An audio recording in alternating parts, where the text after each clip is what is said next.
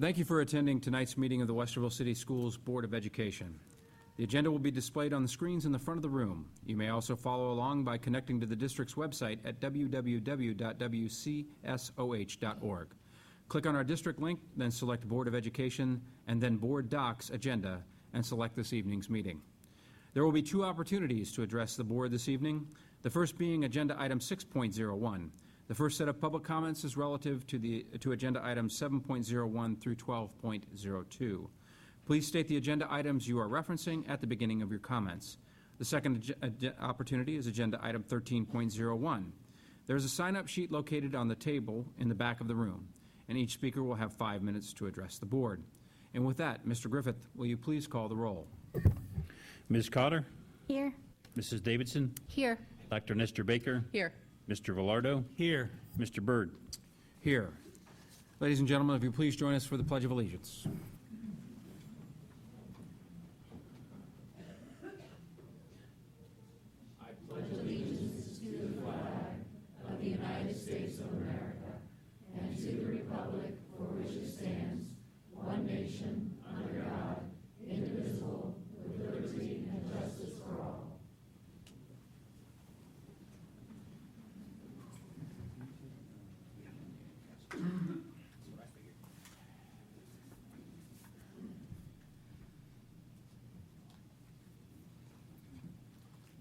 Good evening again, ladies and gentlemen. Thank you for attending this evening. Great board meeting when we have an opportunity to recognize the talents and gifts within our district. And with that, our first agenda item is Agenda Item 3.01, which is recognition through our A+ awards, and I will turn things over this evening to Vice President Rick Velardo. Thank you, President Byrd. We're just very excited about this. Thank you all for coming here. First, I would like to turn it over to Dr. Kellogg. I know is going to talk a little bit about the award itself. Thank you, Mr. Byrd and the members of the board. Before we do, though, we have a lot of guests here tonight for a variety of reasons. Of course, the biggest part of the crew is for this A+ award we're going to do in a minute, but I also thought I'd take a minute. There's about a dozen or so aspiring administrator, superintendent people out there I met with today who are here observing the board meeting. So I told them how high-functioning you are, and they're about to see the A standard for boards meetings, so don't let me down, all right? Some of them, I know some, so we welcome them as well here this evening and everybody else. So tonight we honor 9 individuals who will be the recipients of the Westerville City School District A+ Employee Awards. These awards are presented to teachers and support staff who distinguish themselves through a single or ongoing demonstration of exemplary performance. The winners were selected by committee that included myself, Mr. Griffith, Mr. Velardo and Mrs. Davidson were part of the committee. We had Mayor was on the committee, Parent Representative Jeff Johnson, and then Lynn Maslowski, who's our Community Engagement Coordinator, was part of that. And thank you to Lynn and to Jill Beck for organizing that meeting, and thank you to all of the nominators who took the time to put those words on paper to present other people for an award, and we really appreciate that. Tonight's recipients display exceptional performance in support of the district's mission, which is to prepare students to contribute to the competitive and changing world in which we live, and values which include respect, inclusiveness, community, communication, collaboration, innovation, nurturing, trust, and accountability. So at this time, I'd like to hand over the award presentation to our board liaison for community engagement and communication, Mr. Velardo. Thank you, Dr. Kellogg. In just a moment, I'm going to go to the podium. I'm going to ask the board and Dr. Kellogg to stand up front here. I will call the nominator forward, and they will call the nominee forward and then do a reading. At that time, the nominee will come forward and receive some really, really neat tokens of our appreciation. So at this time, I'm going to go to the podium, and the board and Dr. Kellogg go to the front here. Is it okay if we invite the other members of the committee that were here as well? I know I saw Jeff was here and Diane Fosselman was here. Thank you. Yeah, Diane.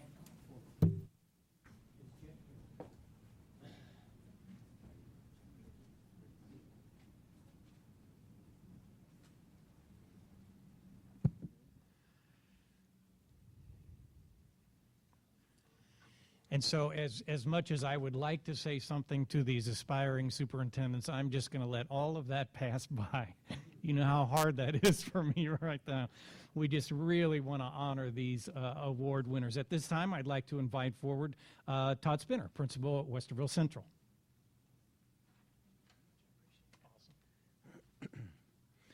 Good evening. President Byrd, Vice President Velardo, Dr. Kellogg, members of the board, community and family and friends. My name is Todd Spinner. I'm the principal at Westerville Central High School. And if I could, I'd like to invite Amy Ferris, who is my A-plus award winner, up to the podium, please. How about a round of applause for Amy?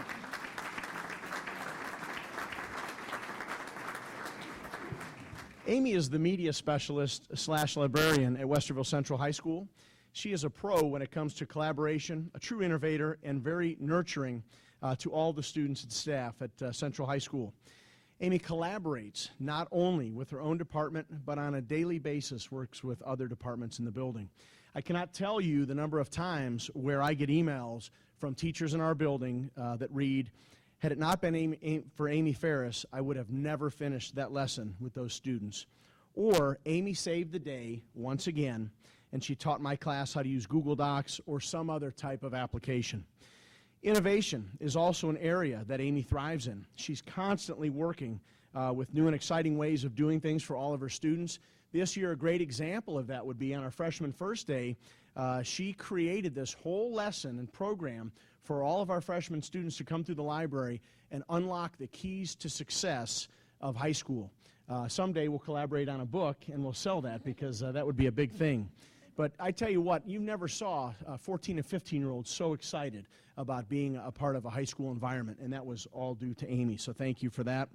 The library is able to house 3 to 4 different classes a period, and that's 30 students each class. So Amy makes it a point to go around to each and every student and make sure that they feel welcomed. Many times she takes her lunch off to make sure that those students are welcome inside the library. And I'll also comment that on our Westerville Educator Day, we have well over 1,000 educators at Westerville Central High School, and Amy is behind all of that technology in the building. She makes sure everybody has a smart board, a Chromebook, a laptop, any technological device that they need. She is on it. And I'm telling you right now, she comes in early and stays late. So for those reasons and more, how about a huge round of applause for Amy Ferris, our A-plus Educator of the Month.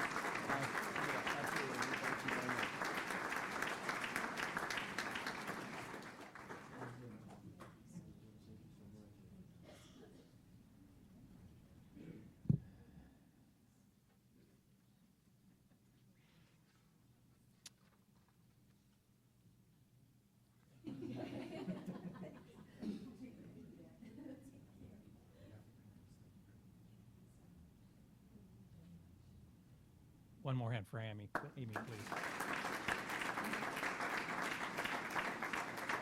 At this time, I'd like to have Andy Heck come forward. Andy is principal at Charrington Elementary.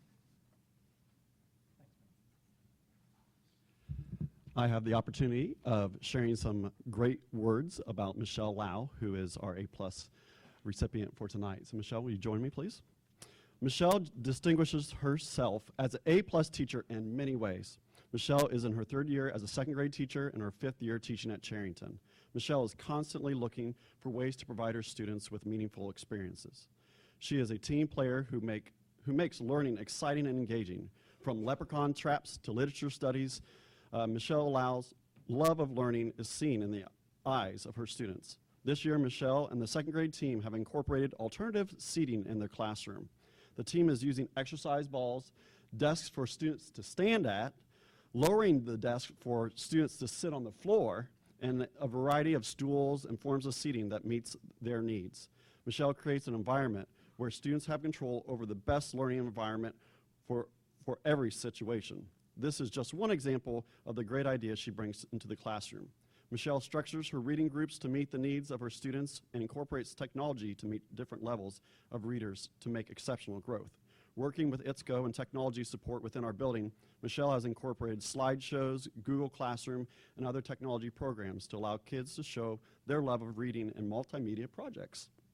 Michelle has also organized our Invention Convention for the past 4 years. The number of students continue to increase who participate in the program. She reaches out to the community for support as judges and providing a forum for students to share their amazing ideas with adults and other students in our building. Michelle is a leader within our building as we continue to support our emotional and mental well-being by implementing PBIS in our school. Michelle volunteers many days during the summer to plan with teammates and prepare her classroom and concepts for the year. Michelle is an exceptional communicator with parents, staff, and community. Making second grade fun for her students creates a learning environment for all of her students to succeed. Michelle Lau.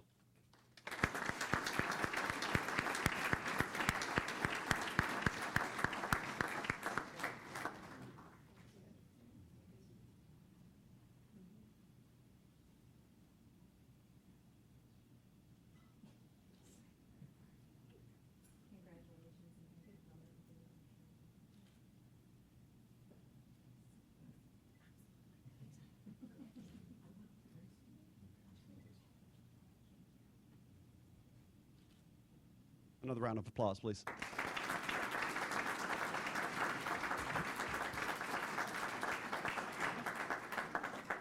Katie Paolini from Genoa Middle School.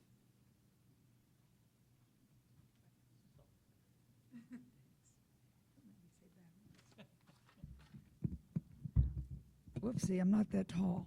I'm vertically challenged.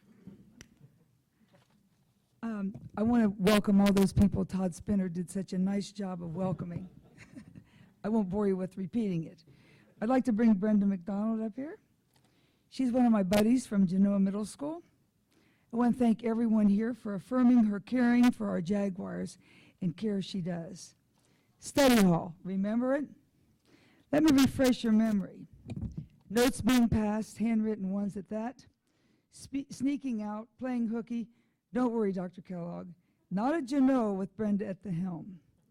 Brenda helps and guides our Jaguars with firm, positive guidance. She provides a safe, respect-filled place for our students to study. Brenda is always ready to help. She volunteers at every home sports event, helping Miss Schaefer with the concession stand. I think she gets free hot dogs for doing that, but I'm not sure. She volunteers in the attendance office daily for the first 15 minutes before school starts. Mrs. Leo, our attendance clerk, is very grateful because, as you know, that's the busiest part of the attendance keeper's day. This makes the whole day go smoother for the whole school. Then there are the box tops. Brenda oversees the cutting and counting of our box tops. Last year, we received $1,500 from box tops. That's 15,000 box tops. That's because I make cookies on a stick for the winning room. And Brenda says, please don't make any more cookies on a stick. They bring in too many box tops.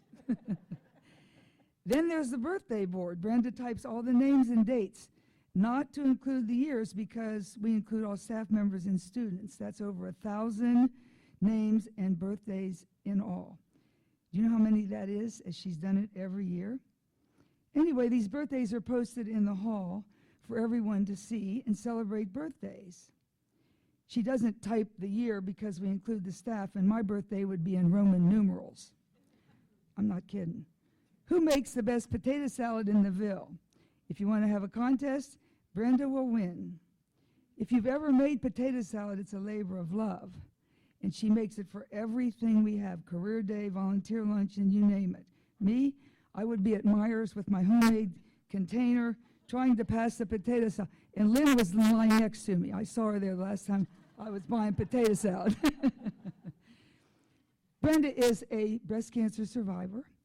She and her husband, Dwayne, who's back there somewhere, they have a son serving our country. Her birthday's tomorrow. She almost needs Roman numerals. She is always positive, except for that once in a while. But don't worry, I have the cure for that. It's chocolate. I have a whole box full for her when she gets on that day. So once again, thank you for providing Brenda affirmation for making a difference to all the people at Genoa, one kid at a time. We are grateful for Brenda and thankful for her for doing all that she does. Thank you.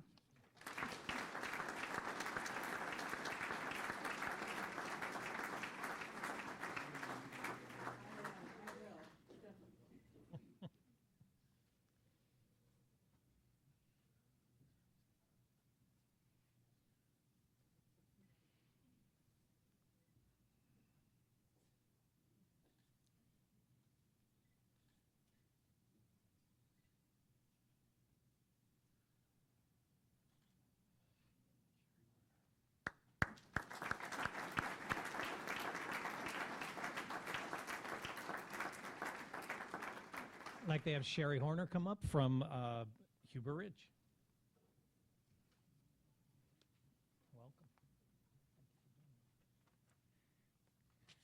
Welcome. I nominated Bob Neal. Bob, can you come up? Mr. Bob? I nominated Bob Neal for the A+ award for several reasons. While Mr. Bob takes great pride in keeping our school clean and cared for, he does much more than that. What I appreciate most about Mr. Bob is how he intentionally shows his care for the people at Huber Ridge while he does his job. Mr. Bob is always smiling, always encouraging, always helping. As a result, all the students know who he is and know that he is a trustworthy, supportive adult on whom they can count. Kids seek him out for help when there's a big spill or something isn't working, and they know that he will help them. They are equally excited to say hello or just get a fist bump from him. He hosts lunch with Mr. Bob, where for a few minutes during lunch he sits with a class of students and interacts with them. They are so excited when their class is chosen. Bob Neal isn't just our school custodian. He is a tremendous role model to our students and an essential part of the Huber Ridge family.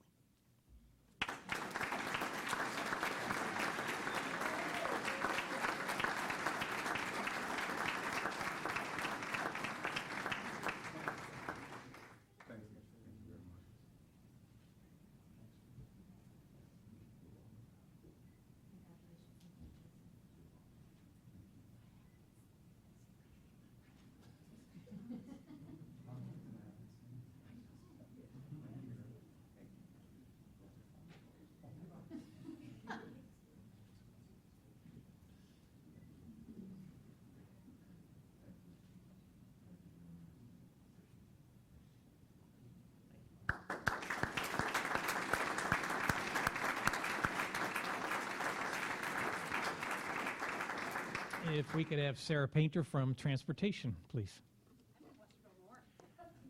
And Westerville North? No, just Westerville North. This is wrong. Are you telling me this is wrong? It's wrong. They like to throw me under the bus once every meeting. I am a warrior. But I am here to honor Becky Nitz from the Transportation Department. So that's it. So come on up, Becky.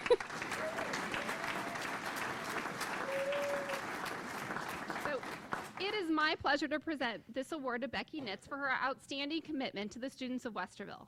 As we look towards our goal of closing the achievement gap for our special education students, it all starts with getting them in the building for instruction. Myself and the transition coordinators from the district chose to nominate Becky for this award based on the important role that she has served in making our educational services a success. Becky is able to think of both creative and efficient means of transporting our students with unique learning needs, while at the same time focusing on the most cost-effective methods.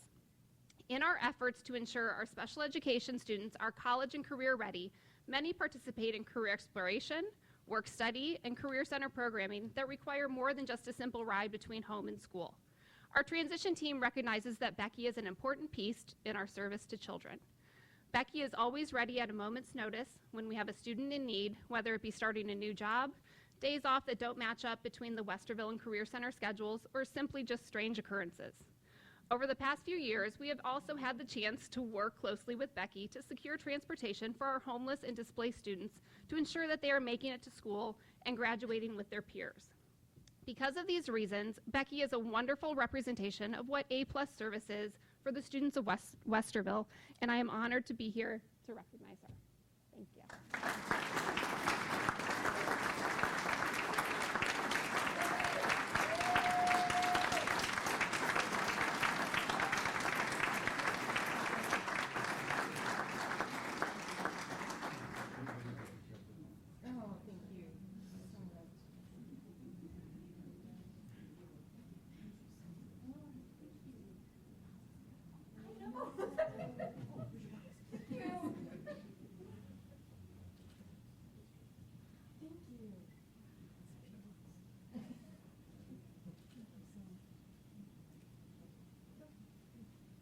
Well done.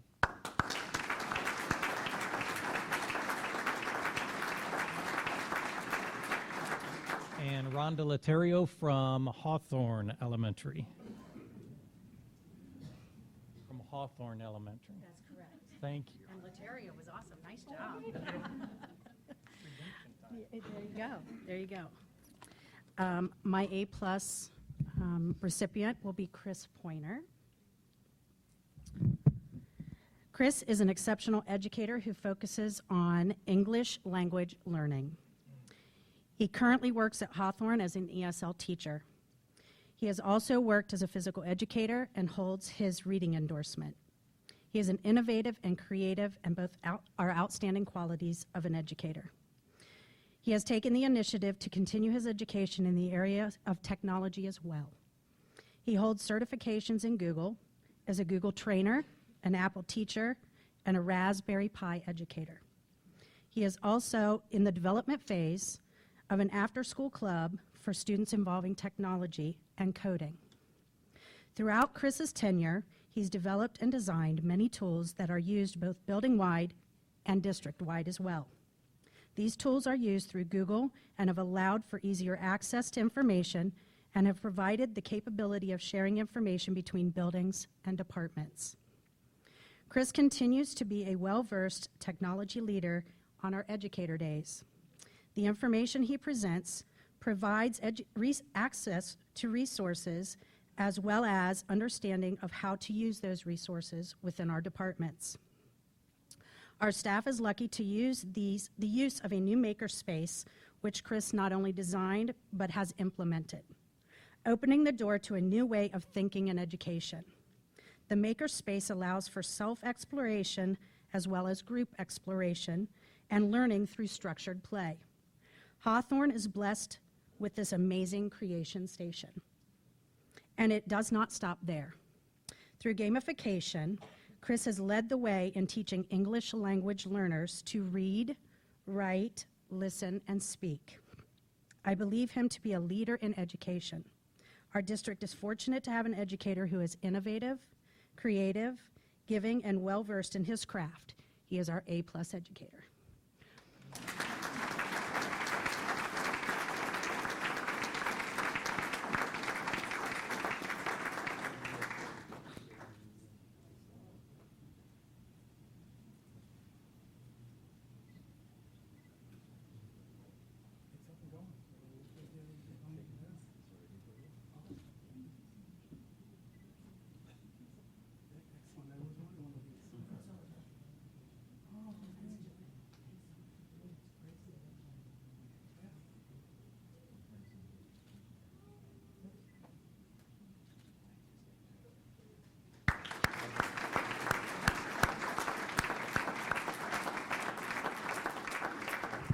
And if I could have Katie Worthland from McVeigh.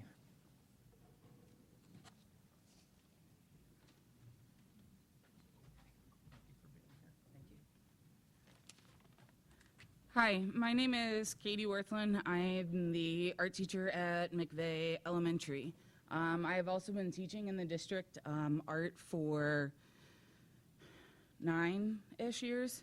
And I've been in a lot of buildings, and I have never had the opportunity to work with somebody who's so as inspiring as my nomination for A+, Miss Rachel Schultz.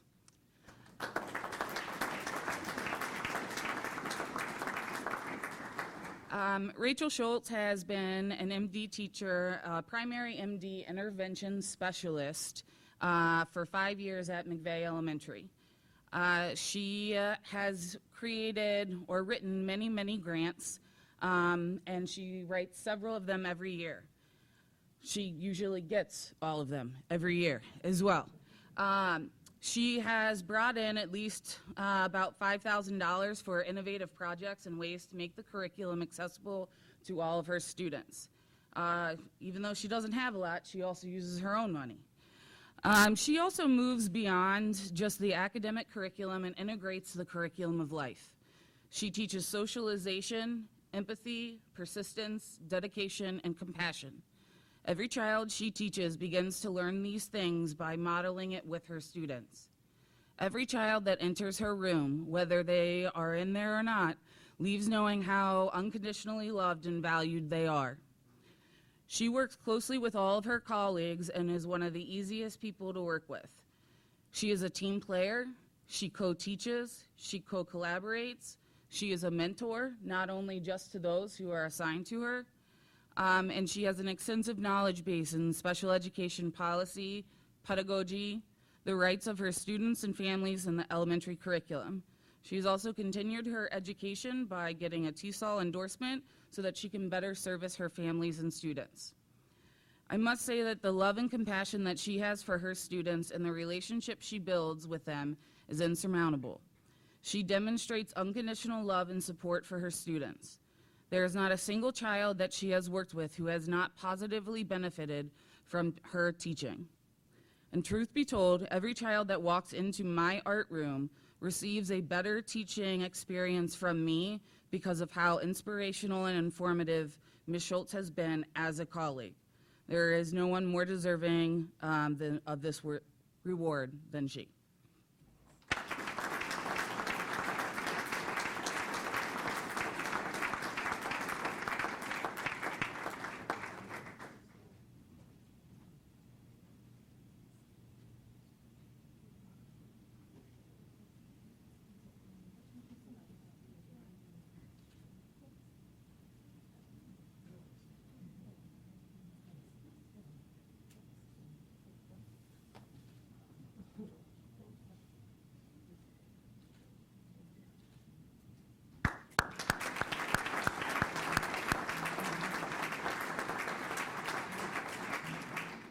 And if I could have Joyce Lee and Kathy Benton from Blendon.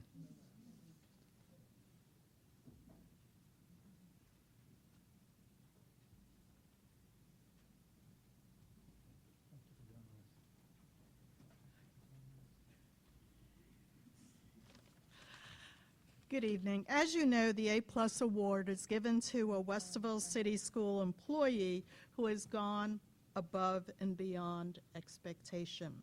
It was easy for us to nominate Emily Winship.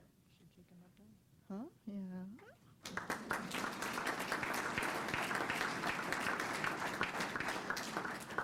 Emily is the quintessential team player who always is willing to help, whether it's a colleague having computer problems or students needing math help. Finding Emily at lunch is usually easy because she'll be in room 232. Keeping Emily company are any number of students who need extra math help, as well as our team of 6th grade math teachers who work together, sharing ideas so that our 6th graders have the best math instruction possible. Emily led the 6th grade team in the development and planning of 3 days of transition activities designed to welcome and familiarize our incoming 6th graders to Blendon. Transitioning to middle school from elementary school is often as difficult for the parents as for the students. Knowing the importance of building positive relationships with our new Bulldogs and with their families, Emily and the 6th grade team planned icebreaker getting to know you activities. After working in the district for 20 years and being in many teachers' classrooms as a special education teacher, I can say that there are many people in this district I can nominate for the A+ award. Blendon Middle School alone is a special place with so many teachers who would do anything for kids. If you ask, they will gladly try it. Emily Winship is different, though. She anticipates students' and teachers' needs before anyone realizes a need exists. I've had the pleasure of teaching with her for the last 5 years, and even though we weren't allowed to team teach this year, she continues to anticipate my needs and the needs of the students at Blendon. She pulled the 6th grade teachers together in those crazy first days of school to plan the best beginning of the year that I've ever experienced at Blendon. She took the lead and made it work with cross-grade level teachers and teachers split between schools. She knew what our needs would be and how best to work with the baby Bulldogs to give them the tools they needed to be successful in middle school, and she enlisted everyone's help to make it happen. Anyone who's been part of getting ready for the beginning of school knows that in addition to planning and organizing your own classroom, to plan and organize 3 days of events is definitely above and beyond. Not only are teachers getting their classrooms and plans ready, but many are getting their own children ready to begin the school year or college. While Emily's husband, Aaron, is deployed on active duty serving our country, Emily balances home for their daughter, Caroline, and school for her students. Emily cares about everyone in her world, and it's evident in her commitment to personal and professional excellence. I can't begin to think of what would happen to Blendon without her, or where I would be without her influence. I only know that she amazes and inspires me to be the best teacher that I can be. Thanks for helping me to recognize Emily Winship and the influence she has had on so many students and teachers.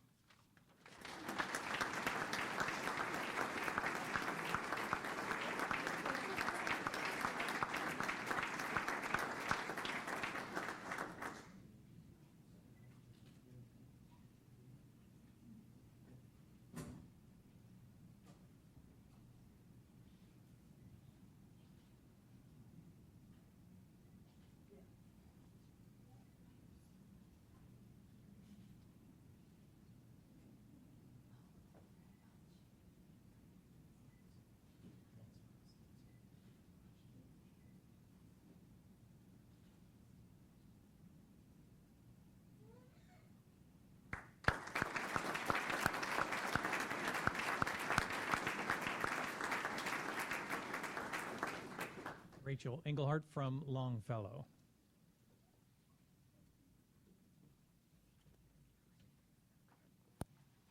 Hi, my name is Rachel Engelhardt. I'm the ESL teacher at Longfellow, and I'd like to bring up Mary Zarley, our secretary.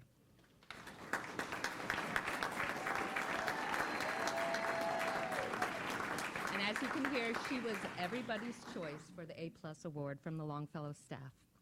Mary is someone who always goes above and beyond what's expected of her. She spends countless hours placing the needs of others before herself. Without any hesitation, Mary instantly drops whatever she's doing to help us solve problems, make that extra phone call, give a sub or unexpected guest a school tour, or answer a question quickly. She is dedicated to our school's success, our students' safety, and their well-being. Mary is heartwarming and always has a smile on her face. Her positive attitude is contagious, and it creates a wonderful atmosphere at Longfellow. The students are always eager to be the office folder helper because they get an opportunity to see Miss Mary. For many of our parents, this is their first exposure to Westerville City Schools, and she guides them through all that paperwork, transportation worries, and the excitement of being a kindergarten parent. She represents our school with professionalism and kindness. And finally, Mary is the backbone and heart of Longfellow. We are a small building with many traveling teachers and staff. Mary steps up whenever there is a need to be filled. She treats the injured and ill, lends a hand to our custodian, and is in charge of timeout when our principal is at her other building. But one of the sweetest things about Mary is all of her homemade desserts and dishes she'll bring in for staff meetings, shared lunches, and school events. Mary treats us like her own family, and we feel incredibly fortunate to work with such a dedicated person, and we appreciate all she does for Longfellow. Thank you.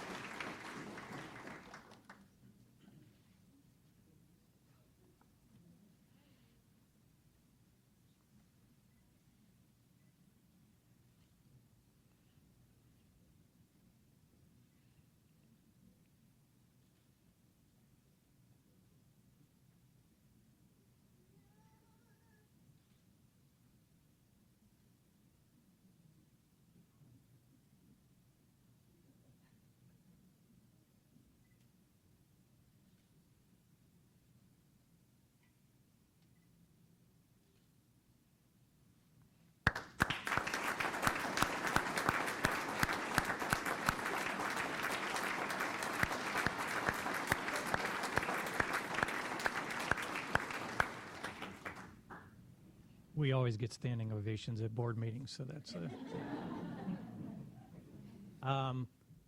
our A+ award winners from transportation, custodian, secretary, teacher. I would love to have a great wrap-up word for you, but we don't, because of what you heard tonight, affirming the people and the work that they do, the way they work together in teams, the way they work to further the district, the way they work to further their building or their work unit. Please know from the administration, from the board, and I will be so bold as to say, from the greater Westerville community, you are not unnoticed. You are not unappreciated. You are valued members of this team. And I am thankful to God, that's just me, for who you are and for what you do. Love to give you one more just great hand applause.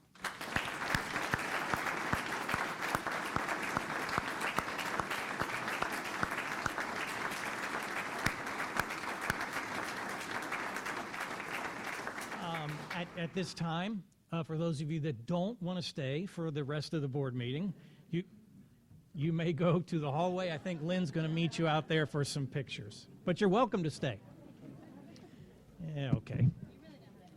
I know. That's from my preaching days.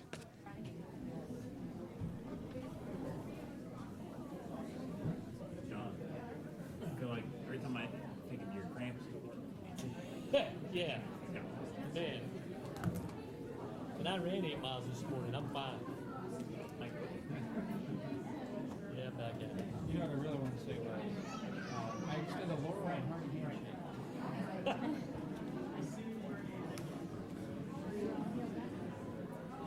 Well,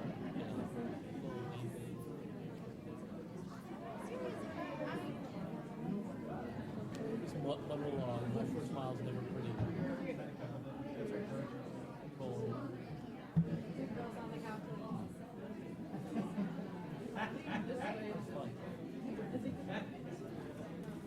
oh, thanks. That's just a great thing. That was a good one.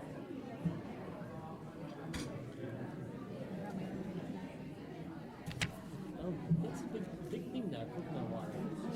Richard, you need a pencil? That's right here. Back here.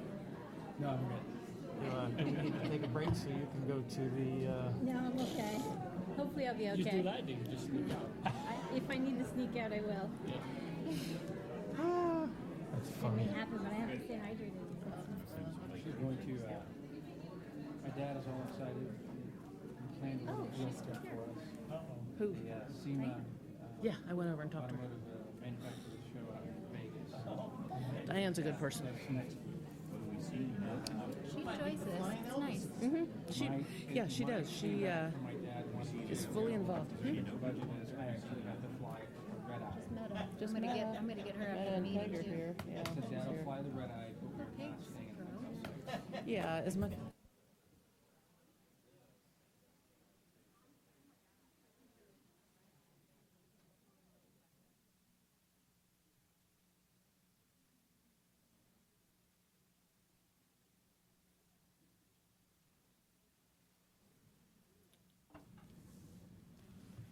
Ladies and gentlemen, we'll commence the board meeting with the remainder of the agenda. And once again, thank you for all that are staying and those that are viewing this evening. If we can move into agenda item 4.01, approve the minutes of the Board of Education meeting held on October the 12th of 2016.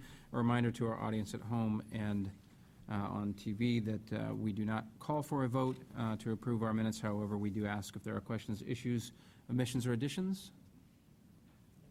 Hearing none, the minutes are approved. Moving to our report section, 5.01, agenda item 5.01 is Career Tech and College Ready Plus report. Mr. Reeves. Thank you, President Byrd, Vice President Velardo, Dr. Kellogg, members of the board. 4 years ago, we had a unique opportunity to rebuild our secondary program in the wake of several cuts. It was an opportunity for us to be very intentional, to develop programs to meet the goal of graduating our seniors who will be college and career ready, not only because of something that we think is valuable for them, but something that's evidenced by course that they've taken on their transcript, whether it be AP, IB, College Credit Plus, or career technical coursework.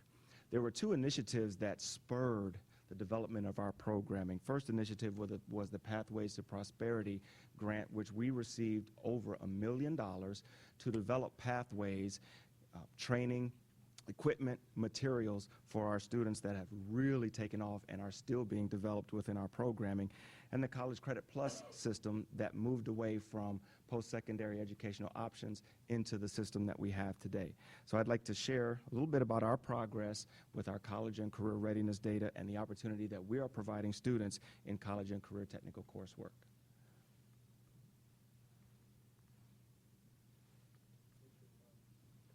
That would help.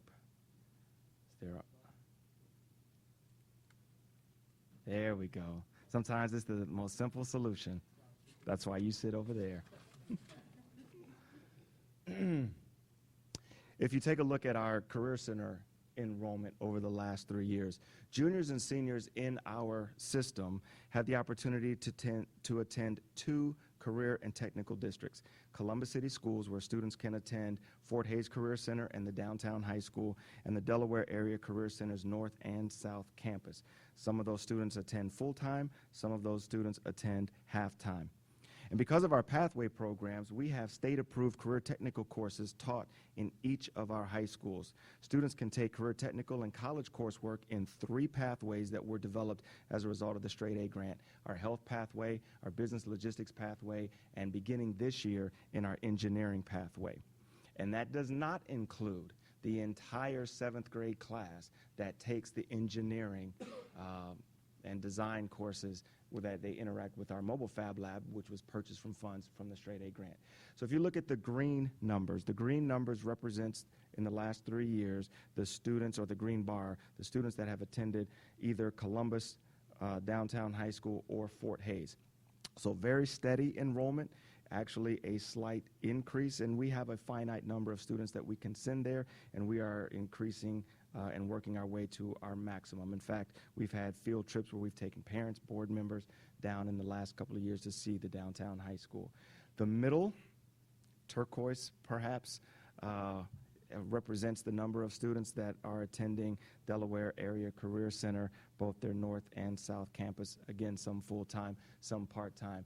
And again, you can see a steady increase. We have been very intentional. I think last year we took the highest number of kids we've ever taken to a field trip to Delaware. We took bus loads of kids to interact with their programming. And so we're very pleased with the number of students that are taking advantage of those opportunities. The bar to the right represents our in-house pathways, state-approved career technical coursework at the high school level.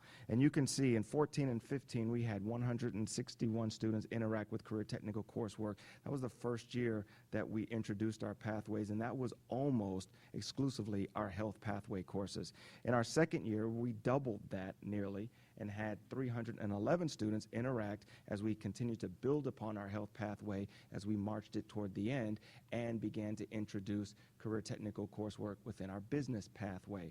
And you can see that we've even doubled it this year, where we have over 600 students that are interacting within our state-approved career technical coursework at the high school, because our health pathway is now reaching full maturity all the way through 4 years. Our business pathway has added business law, which has an enrollment of well over 100 kids, and with the start of our engineering pathway, which has just under 200 kids in it. And so we have added every year. We've almost doubled, and we will continue to grow as we continue to build our engineering pathway, as we continue to finalize our business pathway and provide opportunities for kids. So all in all, when you look at the number of students that are participating at our area career centers or engaging within our coursework, we are reaching nearly 1,000 of our students who are, as evidenced on their transcript, interacting with college and career technical coursework is evidenced by what you can see on their transcript.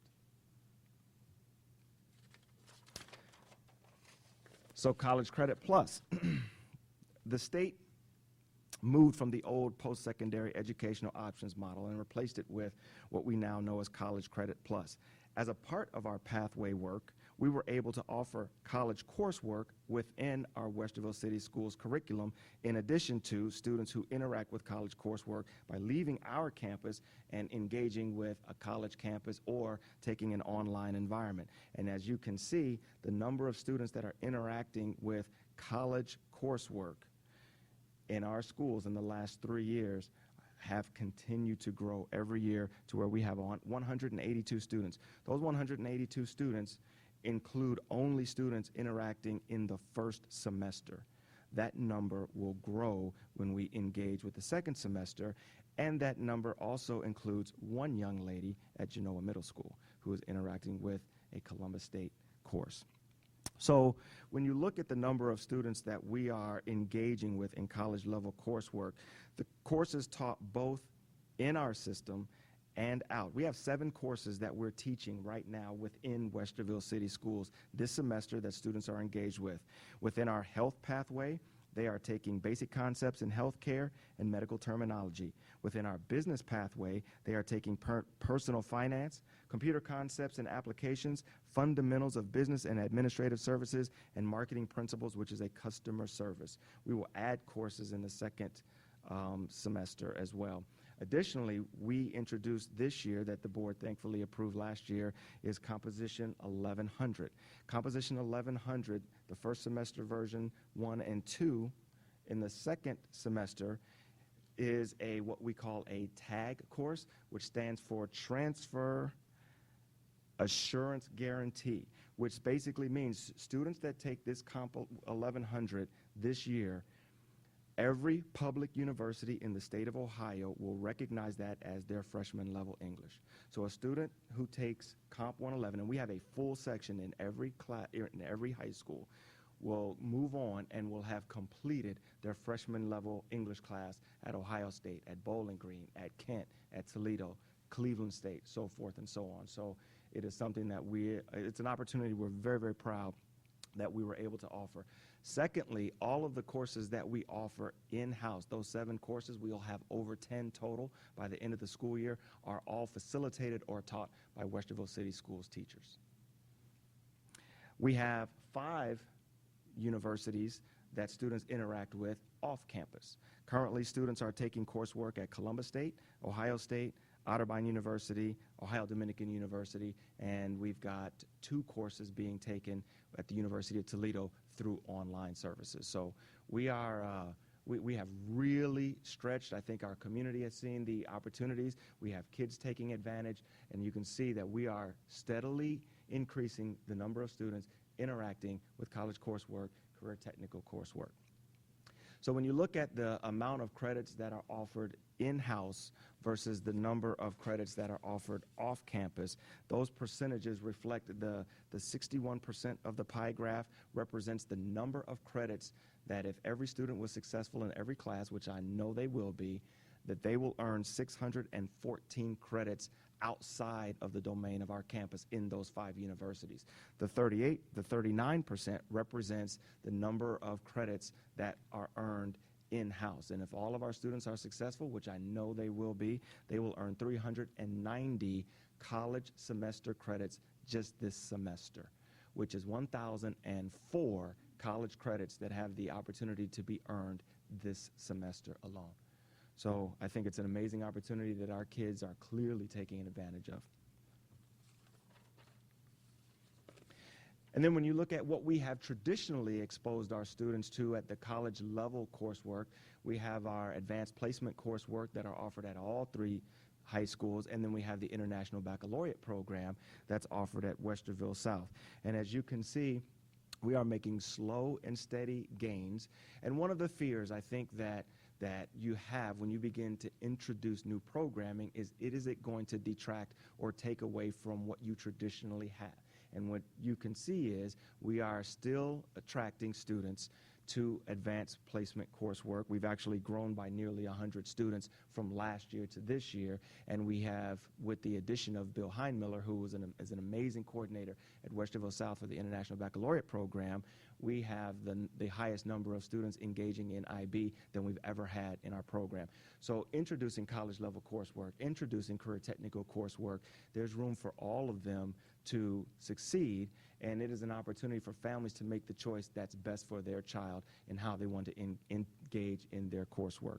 And so when you look at the number of students that are engaged, now these numbers do not represent individual students, they represent enrollment in courses. So if I'm a student who takes 3 AP courses, I count for 3 of those numerals.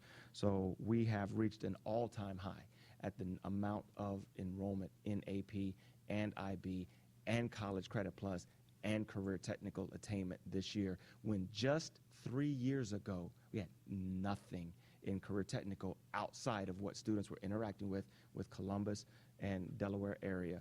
And we had AP and IB, not to the levels we have it now, and we didn't have in-house college and career technical. So just in 4 years, I'd be very interested to see, is there another system in our state that has done more to interact with college and career technical coursework than Westerville City Schools? So, don't take my word for it. We have some guests that have given up their evening to come and share their experiences and their insights. I'd like to bring 2 students. I've got Kaylee and Skylar, who will share their experiences with the career technical centers that they attend, the programs that they attend, and why they chose them and how that is impacting their educational experience. And then we've got Mary Beth Freeman, who's the superintendent of Delaware Area Career Center, who's going to share her insights on the value of career technical education. And then we've got 2 teachers, Brooke Cochran and Diana Arco, who both interact with our college and career, our college credit plus courses and career technical courses, who will share their insights. So, ladies. I'm Kaylee Meeks. I attend the Fort Hays Career Center through Columbus City Schools. I am in the dance performance program under Mrs. China White. I've been dancing since the age of 3, and I've always wanted to be a professional dancer. But the training required for a professional dancer doesn't leave much room for an education. And I've always wanted to go to college and, finish high school. And so the Career Center really allowed me to finish high school and get all the credits I wanted and be able to do all the education I wanted and still get enough training hours to pursue a professional career. I get 2.5 extra training hours through the Career Center 5 days a week that I wouldn't have otherwise. So I have all that extra training, and it's great. I love it. So yeah. you were sharing with me earlier, what's the plans when you graduate? Well, originally I was going to go straight into a company, but I've had some bad luck with injuries. So I actually now have the opportunity. I'm applying for colleges right now, and I get to get my Bachelor's of Fine Arts in Dance Performance. And then I can still become a professional dancer, which is really great. It's a new thing. These BFA programs, they're really coming into the world, and it's a great opportunity for artists who still want to get a college degree. So I get to do Career Center and I get to go to college. It's great. Questions? So how many hours a day are you at the Career Center? I'm at the Career Center 2.5 hours a day. I'm there from 12 to 2:30 after I take my traditional classes at Central every morning. Okay. And do you feel like you have enough time with your friends? And Oh, yeah. Okay. And That's one thing as a dancer I don't get as much because I still train after school as well. I dance over 24 hours a week, so I dance after school as well. But for anyone else in the Career Center, that evening time is, free for their friends' activities. Good. Thank you. Anything else? No? Good. Yeah, actually, I do. Okay. So you've danced in shows. Mm-hmm. What was your favorite part? Lead Spanish dancer in the Nutcracker. Wow. Through the New Albany Children's Ballet Theater. Awesome. Thank you. Hello, I'm Skylar Saba, and I am a senior at Westerville Central. I am taking classes at Otterbein through the College Credit Plus. So I am there every day taking classes. I'm taking 3 courses this semester, and then I'm also taking classes at Central. So I'm both schools, and then hopefully, if I can get into the classes the following semester, I'll be taking 3 more. And I've wanted to go into fashion merchandising since I was in 5th grade. That's always been the goal. We've always been working for that. So me and my mom looked at the schools and the curriculum and what credits transfer, what classes I need to take. And my high school, Central, we had 2 AP classes that counted towards the credits that I would need. And I took those, took the AP test, passed it, and then we came to senior year and we're like, okay, what are we going to do now? What do you want to do? And one of my friends actually, last year, her senior year, she did College Credit Plus, and she was like, you should try it. I think you would like it. So we decided that that was what I was going to do, and I've loved it. It turned out awesome. I gained a lot from it. I wouldn't say it's for everybody because it's definitely, you're in the college campus. It's a whole different environment. The way that we learn is a little bit different as well. It's more in line with the way that my AP classes were, but it's a lot of individual work since we're not in the classes every day.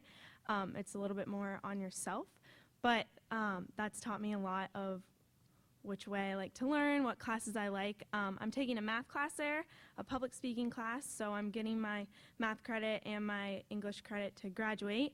That way it's taken care of. And then I'm also taking an art class. So it's opened my eye to a lot of different things. If I took 3 more math classes, I could have a minor in mathematics from Otterbein, which is really cool.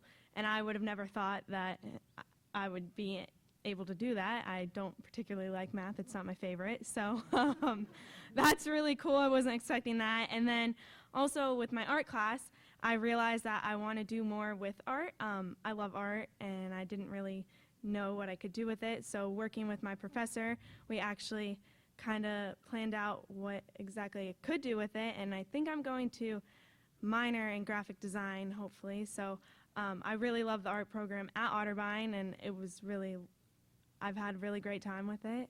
And I've made a lot of friends too, which was really cool. I wasn't expecting that. Without them, I probably wouldn't be able to get through my math class. But it is really good to know that wherever I end up there, I'll be able to make friends and get through things, and I love it. Any questions? When you are splitting the day, Central Otterbein, right? When you talk to other students at Central, classmates at Central, what do you tell them about this program? What do you tell them as your... it's been a change for me because I am kind of half high school student, half college student, so it's been hard for me to kind of figure out, okay, like, where am I fitting in? And I've told them, like, I love it. It's really fun, and I've made a lot of great friends and learned a lot from the experience. It's definitely not for everybody, so depending on who's asking me about it is kind of what I'll say, if that makes sense. If they're somebody that I've been taking AP classes with, been in the honors classes and I know can handle it, I'd be like, yes, like, for sure, look into it. But then we do offer the college classes at the high school, and sometimes that might be a little bit better option for somebody who's not fully ready to be dropped into a college class and with a professor. It's a whole different thing, and it's a different environment. And I would say being at the high school is a cool way to do it as well and guarantee those credits, because you don't have to leave and you're surrounded by people that you know, and the teachers are a little bit, they teach high school classes, so they kind of know where you're at as well. So I'll tell them about that option too, just depending on who I'm talking to. Yeah, Sally, and I appreciate that response, because we are so excited about this, and just the breadth of opportunities. The breadth of opportunities, right? Yeah. And it could be some stair-stepping for some students. Could handle the academic side of the college class, but maybe aren't ready for on-campus side. Yeah, for sure. And even like with missing classes, or I was sick, and like, you can email your professor, but he's not going to give you the notes, so you have to be able to make a friend to get the notes, or things like that, where if you have partner projects, like, okay, I'm going to have to talk to somebody. So it's a whole social aspect of it that I feel like you have to be mature enough to do. So I think it's important for the counselors when we're looking at the options to say, like, okay, like, you have to be prepared for that. And my counselors talked to me. We sat down and talked about it. So that was really good, and I felt like I was able to do it. I think we're just very proud of both of you. Thank you. Really, very proud of you. Awesome. Thank you. So as Mary Beth's coming to the podium, I get the pleasure to work with her about once a month, and she coordinates the Delaware County area superintendents and deals with the Delaware area county superintendents, who can be quite a handful, and just does fabulous work up there. And on a last minute, I called her on Friday and said, hey, and she was willing to come down. And I know, because she is a superintendent, she's a very, very busy person. She has facilities changes going on. One of the strongest advocates in the state of Ohio for career technical education. So I want to thank her for taking time out of her schedule to come down here and be with her this evening. Thanks. Thank you, Dr. Kellogg. It is certainly my privilege to be here, and I want to thank you for the support in sending students to the Delaware Area Career Center. As Mr. Reeves shared with you, there are about 170 Westerville students coming to the Career Center this year. We have on campus roughly just over 800 students, and with our satellites, we're serving over 1,400 students. But I will tell you that this year, Westerville has surpassed and is our highest enrolling number of students at the Career Center. So you surpass all of the other Delaware County schools. So thank you and congratulations. We have those traditional programs that you think of in terms of things such as auto tech, cosmetology, welding, construction, etc. We also have programs such as health tech, law enforcement, the zoo school, where the kids actually go to the zoo every day. They work with the docents, they do research projects, and definitely is a college prep course at the zoo school. We also more recently have added some programs such as app development, engineering. We have a senior-only farm tech program, bioscience, and when we get our new facilities, we will also be looking at exercise science and cybersecurity. So we're looking at what are those careers coming down the path that we need to prepare our students for. Oftentimes people think, well, you're going to the Career Center, there's no way that you can go to college then. And I think you just heard the young lady Kayla here and talked about her experience in wanting to go to college. And our students are prepared for college and career. Their coursework, whether it's academics and their career tech coursework, they're able to earn college credits for those. They get industry credentials, and they have actual experiences that make them ready to go either path that they would choose to go. Instead of spending one period a day in the program, they spend just under 3 hours a day in their career tech program. They can take academics the other half with us, or they can come back to Westerville and take the academics here at Westerville. But there are some, the positives that go with that experience is, one is they get to explore that major or that college field. It's awfully expensive to go to college and that become your career exploration and decide after you've spent thousands of dollars that's not what you want to do. So it's a great way to come and say, is this something I really want to do lifetime and spend all that money on? The students build portfolios based on their learning experiences. They meet, they interact with professionals, they have mentors, they earn credentials that are valued by the employers, and they participate in internships and job placements, and they can actually start working during their senior year. So as I said, college is awfully expensive, and it's a great way for students to figure out what they may want or not want to do when they get out of high school. Evan Wessels is a Westerville Central senior, and Evan is in our senior law enforcement program. And what I've learned about Evan is that he wants to go to college to become a legal sign language interpreter. So what he has learned in his law enforcement class that's going to help him, that's going to make him stand out from the others, is he understands the legal process, he's learned the industry jargon, he has connected with the professionals in the field, and he, again, that gives him reason to stand out on that college application. Now, Kayla was telling me she has to leave here tonight and go write her essays for her college applications.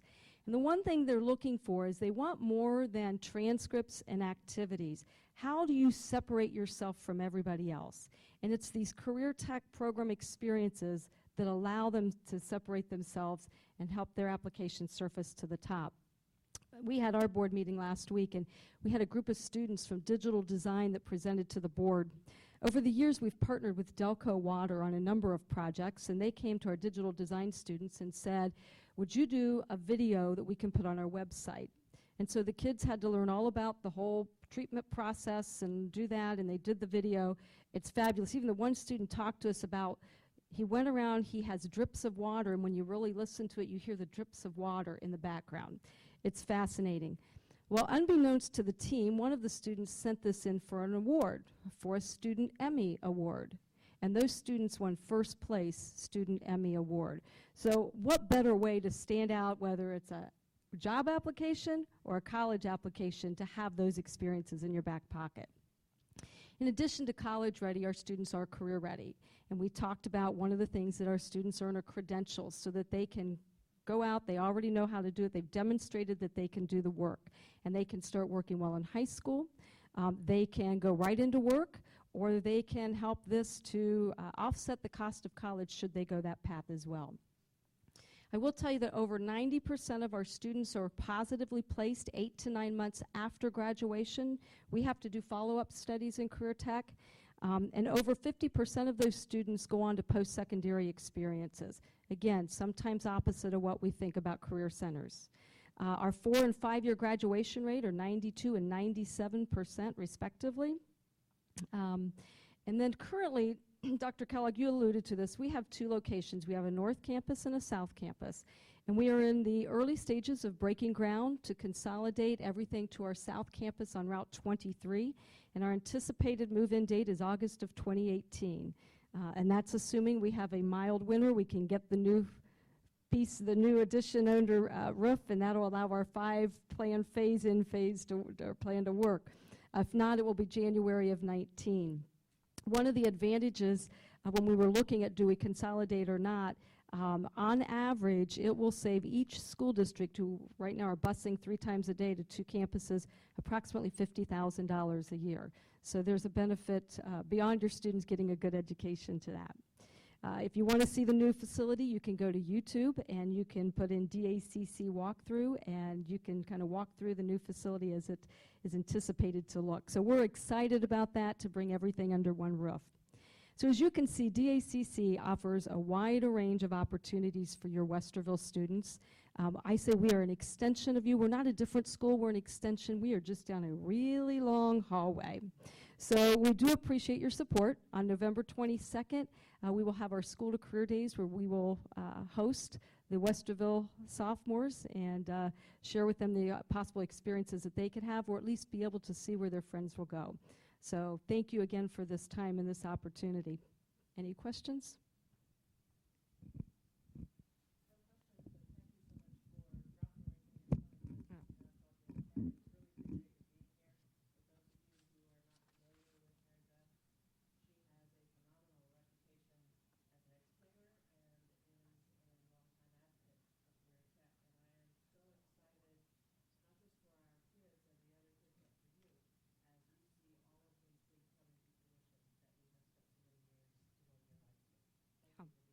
Thank you.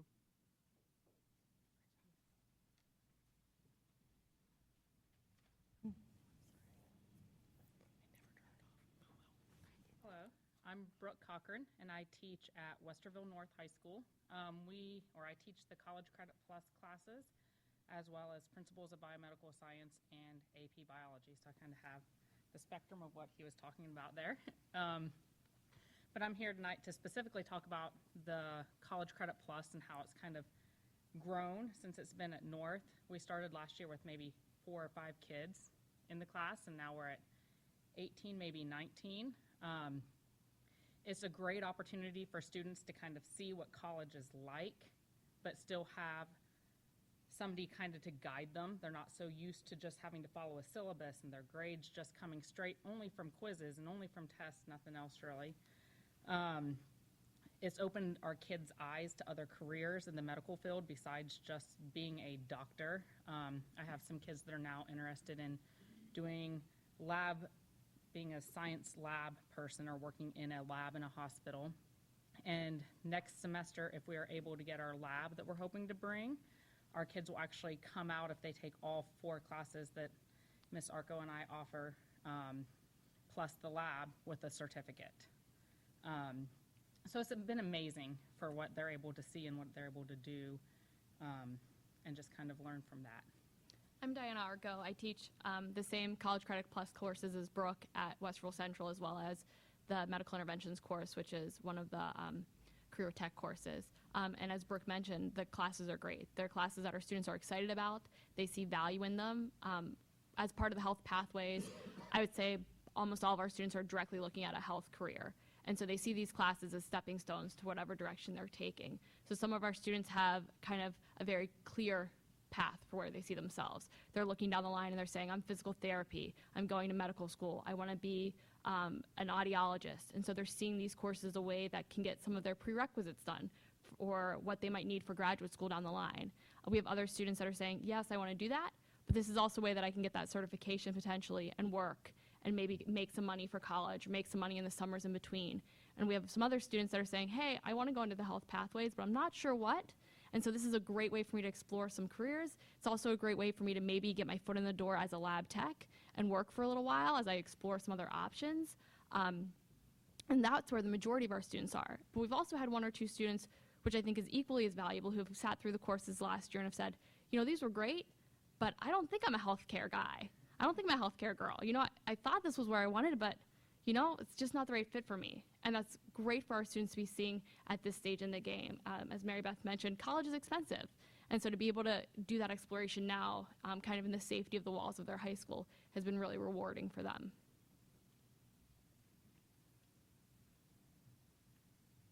All right. So I'm not gonna let you off the hook. So I'm a former biology teacher, so I get to do this. So talk about, as a teacher, your experience on how this curriculum affects the engagement level of students. So I think it's a very different curriculum. So it's drastically different than anything they're seeing in their biology class or their chemistry class, and they're able to make some of those connections. But as I mentioned, it's the real world application. So we were just talking about like safety in the health careers, and so how they have to be monitored for radiology, how they need to be looking at dealing with bloodborne pathogens. And so the engagement, even when it's maybe a little bit of a drier topic like HIPAA and healthcare privacy, they're seeing that kind of, oh yeah, I'm gonna use this in my job. Like that's really interesting, even though it's, here's how insurance works, here's how deductibles work. There's things that they are seeing that direct value with. Yeah, it applies directly to whatever, it applies to their life. It's real life application that they get. It's not just, oh, let's learn about photosynthesis. It's something that is applicable to their everyday life. They're terms they hear about, they hear their parents talking about. Oh, well, we've met our deductible or we haven't met our deductible. And so they kind of know what those terms mean now. And it's something that they are faced with and they're going to be faced with in the future. So it's applicable. And most importantly, by the end of the year with medical terminology, they'll say, oh, I was watching Grey's Anatomy and I knew exactly what they were talking about. And I'm like, yep, that's part of the course. Now you know exactly what all that medical jargon is when they're rattling that off on TV. Thank you. Thanks. I'd like to thank our guests, our students, Mary Beth, for coming. And before I open it up to any questions that you may have, I just want to reiterate again, we didn't do this because it was neat. We didn't do this because it was cool. We were very intentional in the programming that we brought back because we knew this was the experience that our students needed to make them more marketable, more prepared to transition into the world that they will be entering into in adulthood. And Dr. Kellogg will tell you, I will never be happy until our graduation rate sits at 100%. And not only sitting at 100%, that we have found coursework and a niche for every kid to engage in, that they have interacted with courses that make them more prepared for the world of work, more prepared for college, more prepared for the military, or anywhere else. And I think our community sees the return on the investment in our district because we regularly engage with our Chamber of Commerce, who's been a willing partner to bring students into the workplace to engage them. And so I really appreciate Dr. Kellogg and the board for the vision and the direction of this district.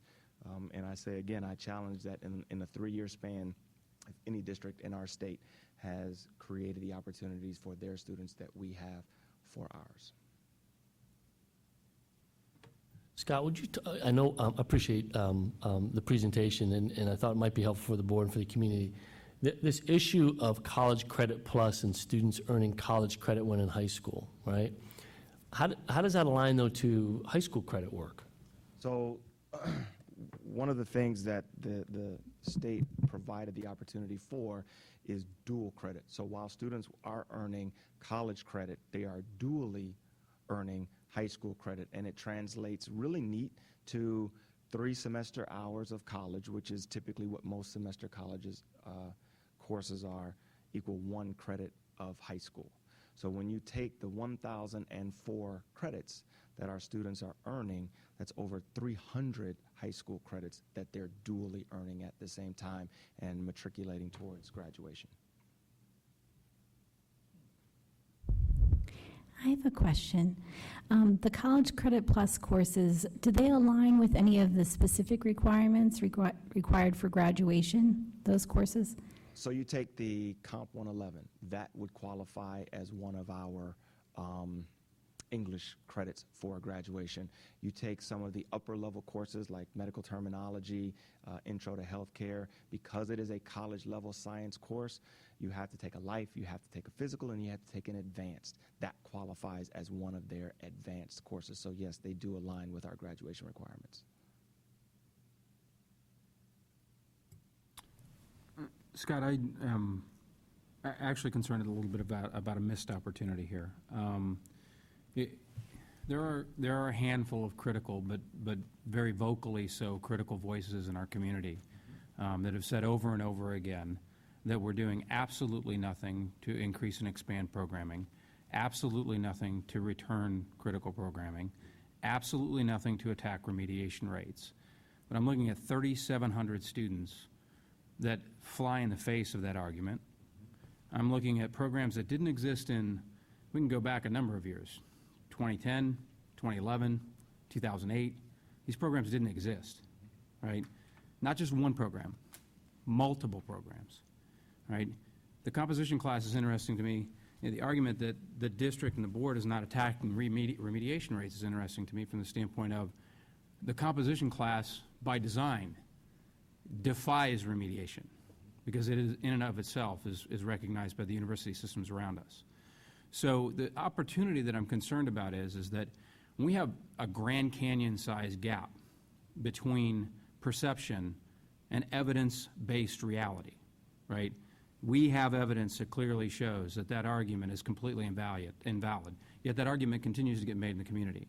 Are we doing a decent enough job of marketing to our community beyond our students, letting the community know this incredible body of work that has been going on, not just from the A+ grant, but certainly, a large part from that? Are we capitalizing on that moment? I think that's a great discussion point. I would say, and Scott alluded to it, we've partnered with the Chamber on this for several years now in terms of when we first got into the straight A grant and presented that to them and looking for, and we actually have a document we've been working on. I know Ann's here. I saw Ann back there, right? She took time off from motherhood to be here tonight. So Ann has done a lot of great work in terms of specific ways we can engage with the Chamber around the kinds of programmings we're talking about. So we've gotten a lot of support from the Chamber on this as well. So it's also really complicated. And I don't mean that in any way other than that there's a lot.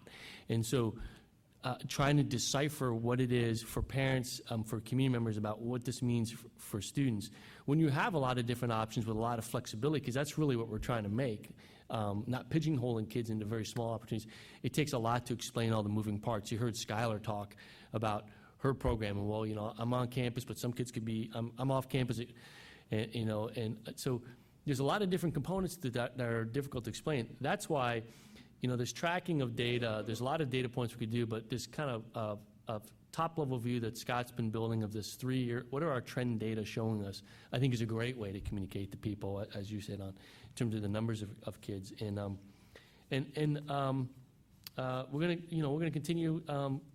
We believe if we create the right opportunities for kids, right, they'll rise to the top, and the test scores and remediation rates will take care of themselves. Highly engaged kids, right? That's the key. And so when you have that, the test scores take care of themselves. And in these programs, that's what you get. I've toured Delaware Career Center and watched our kids up there, and they love their programs. They love them. They love them. And that's what we're trying to build. Yeah, it just concerns me that, to your point, so that at no point in history has this school board and this school administration been more integrated with our surrounding community, with our Chamber of Commerce, with Otterbein, with other institutions that are in this community, where we're doing more and more good work. And it seems to me that we need to be making sure that the broader community, not just those community members with students, but the broader community is completely aware of that. Like I said, maybe we're just missing the marketing opportunity, but when I see, if we look at the 3-year trend, when I see 3,000 kids over the course of the last 3 years that are doing things that didn't exist in this district 4 years ago, I really have a hard time swallowing those criticisms from that small but vocal group. I really do. One point I didn't get the opportunity, or I was remiss, we've also partnered with a national organization called Equal Opportunity Schools, and we have what's called we partnered with a Lead Hire grant, which Equal Opportunity Schools partners with the United States Department of Ed, International Baccalaureate, and the College Board, which houses advanced placement courses. And with our partnership, which our consultant will be here Wednesday, the goal is to increase the amount of economically disadvantaged and minority kids who are historically underrepresented in those courses, to get those students who are capable and able to succeed in those courses into AP and IB and remove the hurdles and barriers that have prevented them from participating before. So I'm really eager to see what our registration numbers will look like in the spring, because I think as you see those trends continue to go up, you'll really see that with AP and IB, especially with our economically disadvantaged and minority student populations. So I'll certainly let the board interject on their own, but I have to say, Scott, the team, what you guys are doing, incredible, right? Not just our team on the ground. When we think about our work with there's a great example. If we're not firing on all cylinders, then I'm not exactly sure why we're the biggest contributor to the Delaware area, to the DAC, right? We're capitalizing on all of these resources. Thank you so much for what you and the team do. I appreciate it. Certainly a great team to work with. Go ahead. We'll both go, yes. Okay. I'll just end up saying ditto. So bravo. I sat here tonight and listening to this presentation, and I kept thinking, we have so many choices. Everyone loves choice, right? So it appeals to everyone all over the spectrum. So thank you. And Ann, sitting in the back, thank you. I know that you guys all work very hard as a team, your whole team. I appreciate it.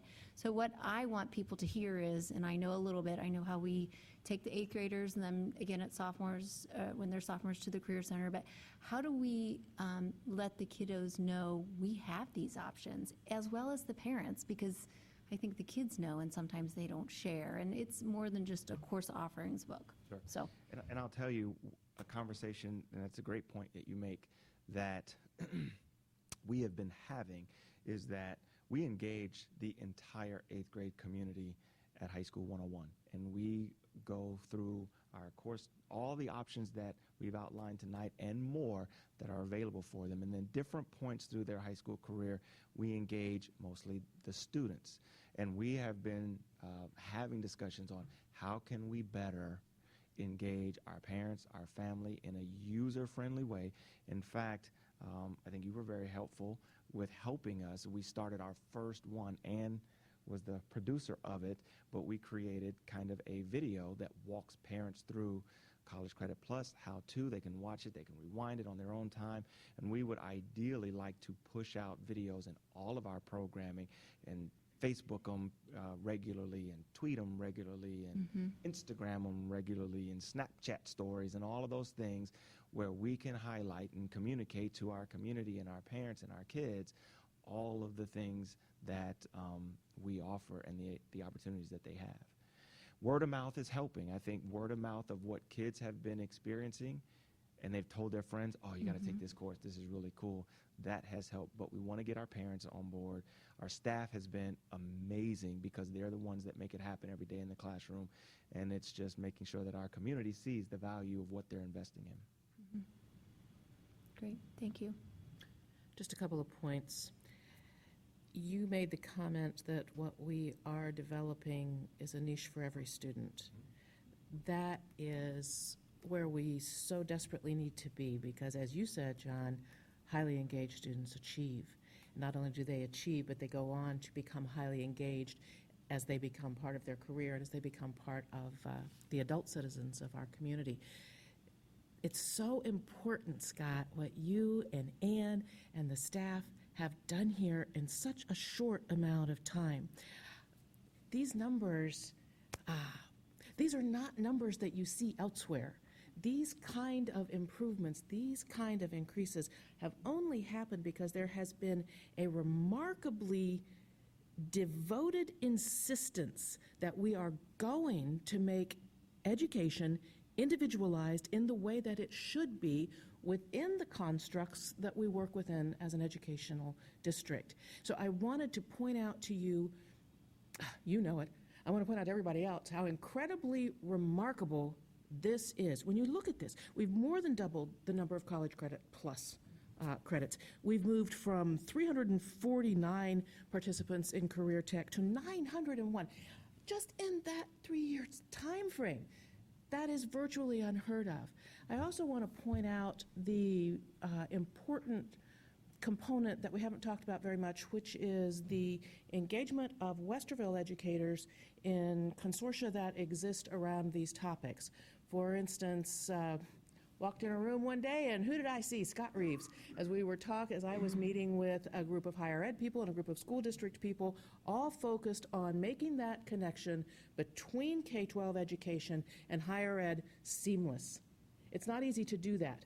It's translation sometimes, but connecting those different pieces, ironing out the difficulties that do arise between multiple systems, and identifying ways that what works in K-12 can work in higher ed, what works in higher ed can work for K-12. Those things Westerville is part of from the get-go, and that's really exciting. When I walked in and saw Scott in this meeting that I was a guest, I was like, yeah, Westerville's here too, this is so cool. But thank you, Scott, so much for what you're doing. And John, you and I have had this conversation before. This is grand, and this needs to continue with the same level of focus, but there are other pieces coming. And as we look at what we're doing to create those niches for students, we know that we're looking at other pathways that can have the same effective trajectory.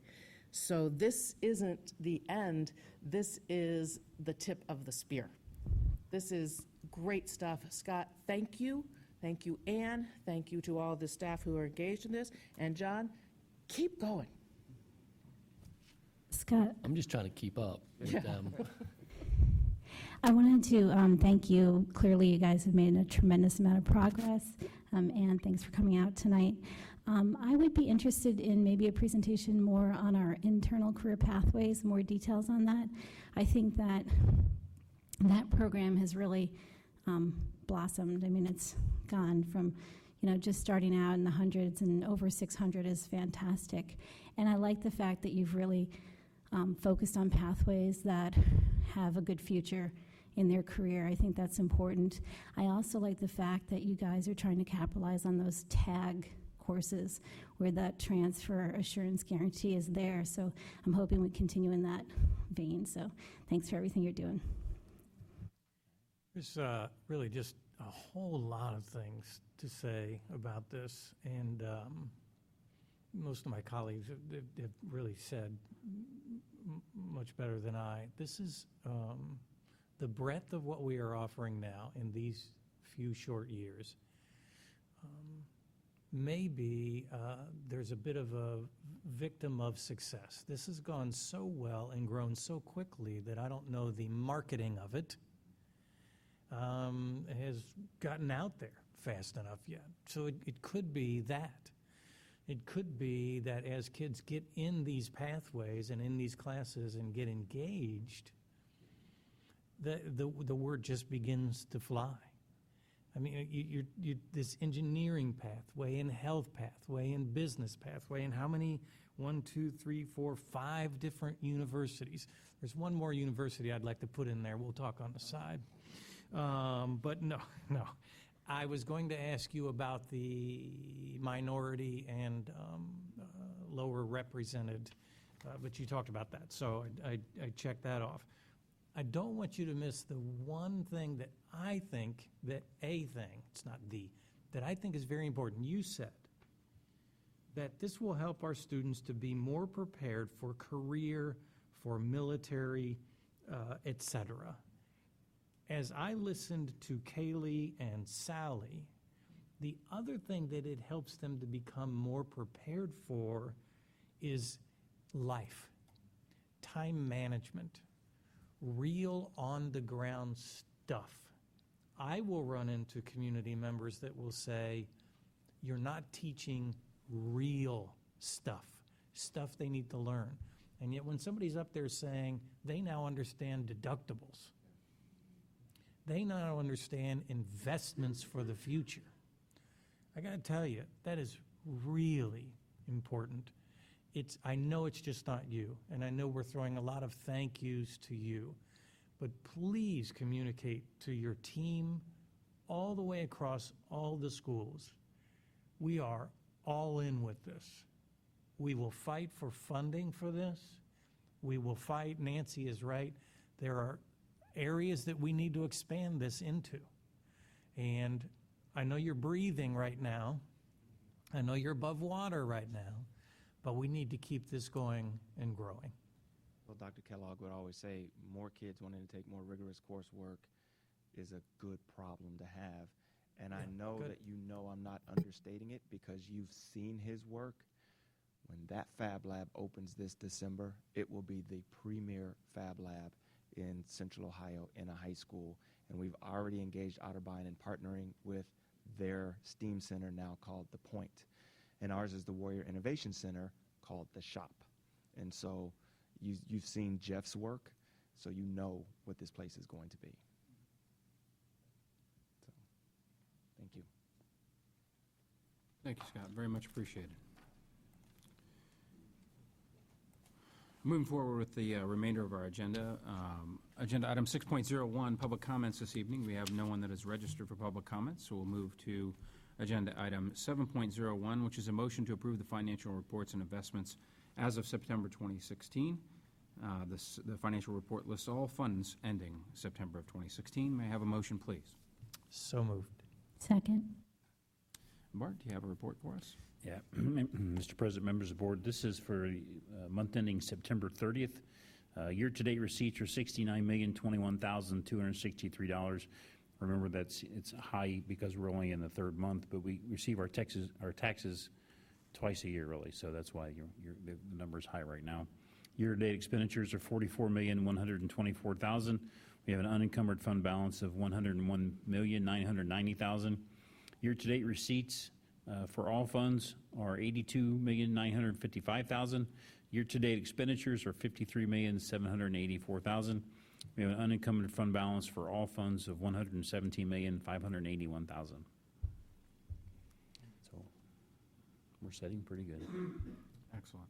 Any questions relative to the financials this evening? Hearing none, may I, Bart, will you call the roll, please? Mr. Velardo? Yes. Ms. Cotter? Yes. Mrs. Davidson? Yes. Dr. Nestor Baker? Yes. Mr. Byrd? Yes. Bart, thank you very much. Appreciate it. Moving on to agenda item 8, personnel consent order for October 24th of 2016. Before I ask for a motion for this consent order, may I ask if there are any exclusions required. Yes, I would ask that the roll be called separately for 8.08 one-time payments licensed. Excellent, thank you. So we will ask for a motion for 8.01 through 8.10 excluding 8.08. May I have a motion, please?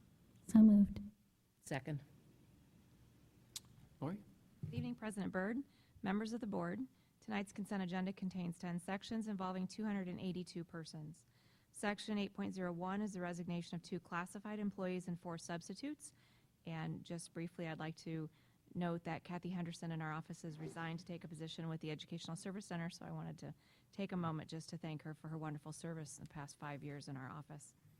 Section 8.02 is the resignation of 2 outside supplemental contracts. 8.03 is the retirement of 1 classified employee. 8.04 is a leave of absence for 2 classified employees. 8.05 is a leave of absence for 2 teachers. 8.06 is a contractual status change for 2 classified employees. 8.07 is a change of assignment for 1 classified employee and 3 temporary changes of assignment. 8.08 is a variety of one-time payments for licensed employees. 8.09 is the employment of 7 classified employees and 6 substitutes. And 8.10 is the employment of 1 athletic events assistant, 2 teachers, 1 home instruction tutor, and 125 supplemental contracts, mostly our winter coaches. This time I'd be happy to answer any questions you may have. Any questions related to the personnel consent order? Hearing none, Bart, we would call the roll, please. Ms. Cotter? Yes. Dr. Nestor Baker? Yes. Mrs. Davidson? Yes. Mr. Velardo? Yes. Mr. Byrd? Yes. And if I may ask for a motion separately for 8.08, please. So moved. Second. Any further discussion on 8.08? Hearing none, Bart, will you call the roll, please? Ms. Cotter? Yes. Mrs. Davidson? Yes. Dr. Nestor Baker? Abstain? Mr. Velardo? Yes. Mr. Byrd? Yes. Lori, thank you very much. Much appreciated. Moving to agenda item 9.01, policy consent order for this evening. We have none registered.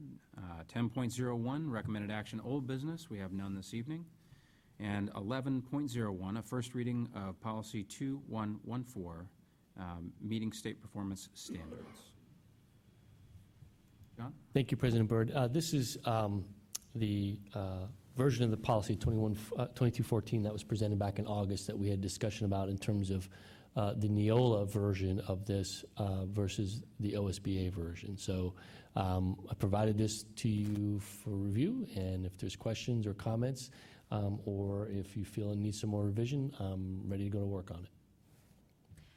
I'm going to ask my colleagues if we could table this a little bit. I haven't had a time to truly look over it. I spent the weekend on the soccer field. No?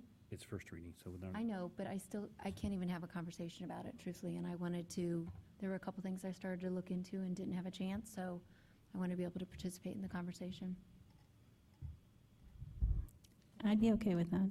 Yeah, I believe tabling for discussion is appropriate. Okay. No worries. Sure. Excellent. We'll bring it back onto the agenda at some point in the near future. Not a problem. Glad to do. Thank you. Thank you. All right, move to agenda item 12.01, donations this evening.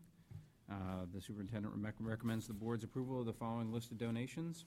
And in case of financial donations, current year of FY 2017 appropriation be amended to permit the expenditure process. May I have a motion, please? So moved. Second. For discussion? As always, we're grateful. I think that's goes without saying, which is why we say it. And Because as it's always, I very wait for Rick important. to say that. Because So- it's because it's just very important. And I did notice, and this is something we notice all the time. I think that it's often not always, but PTAs and parent groups and so on that are often so supportive. And they're in there doing their meetings and just plugging away. We are grateful to everybody for every dollar. Truly, we are. I always enjoy reading the donations because there is such a breadth there. There are so many different types of people, different entities within the district and beyond the district who choose to support our students and our staff with their own resources, which is always exciting to see and humbling in so many ways. As Greg Vibrands is always saying, Westerville, here you belong. I view the donations list in many ways as evidence of people understanding that, yes, here they do belong. Excellent. Agreed. Our deepest thanks to all of those that contributed to the district. That being said, Bart, will you call the roll, please? Dr. Nestor Baker? Yes. Ms. Cotter? Yes. Mrs. Davidson? Yes. Mr. Velardo? Yes. Mr. Byrd?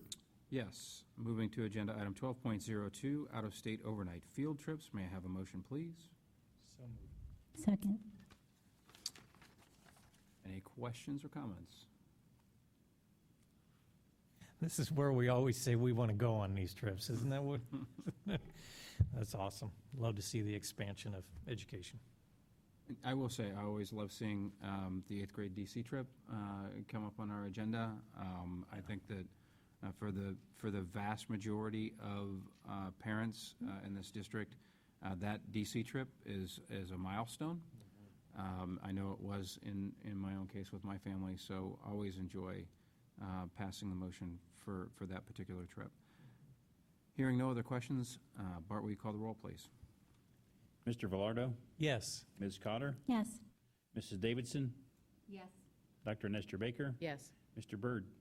Yes. Next, we'll move to agenda item 13.01, public comments this evening. We have 3 registered citizens for public comments, the first being Molly Lynch. President Byrd and the board, this is on, yeah. Thank you very much for the opportunity to speak tonight. And as I'm sure you might guess, I'm here to speak about issue 59, our levy that's coming up on the November ballot in a short 2 weeks.